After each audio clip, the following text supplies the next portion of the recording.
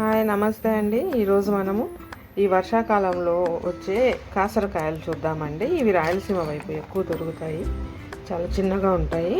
వీటిని ముందు వెనక కట్ చేసుకొని ఇలా 2-3 సార్లు కడిగి శుభ్రం చేసి పెట్టుకోవాలి అండి. వీటికి చాలా మెడిసినల్ వాల్యూస్ ఉంటాయంటారు.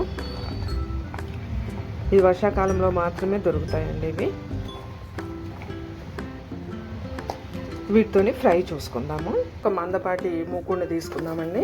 దాంట్లో ఫ్రై కదా నూనె వేసుకొని శనగపప్పు మినపప్పు వేసి అవి కొంచెం ఫ్రై అయిన తర్వాత ఆవాలు జీలకర్ర వేసుకుందాం.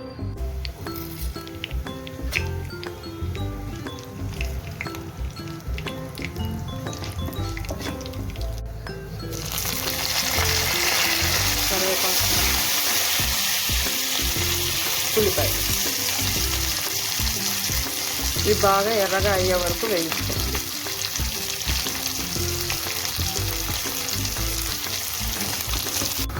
ఇప్పుడు మనం శుభ్రం చేసుకుని కాకరకాయలు వేసేస్తాం.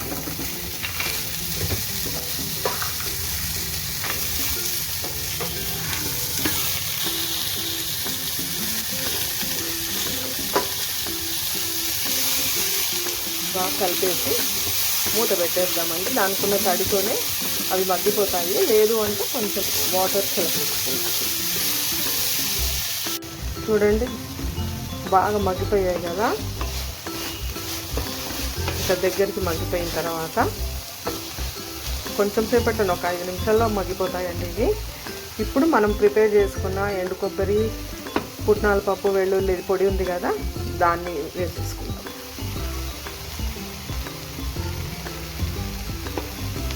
వేసేసుకొని బాగా కలిపెట్టుకుందాం.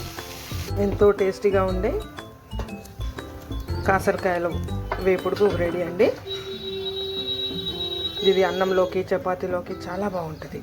చూసారు కదా, వర్షాకాలంలోనే వచ్చి అరుదుగా దొరికే ఈ కాసరకాయలు రాయలసీమ వైపు బాగా దొరుకుతాయి అనుకోండి. హైదరాబాద్లో కొంచెం తక్కువ. సో ఇంత టేస్టీగా కమ్మగా వేపుడు చేసుకొని తినొచ్చు. Thank you.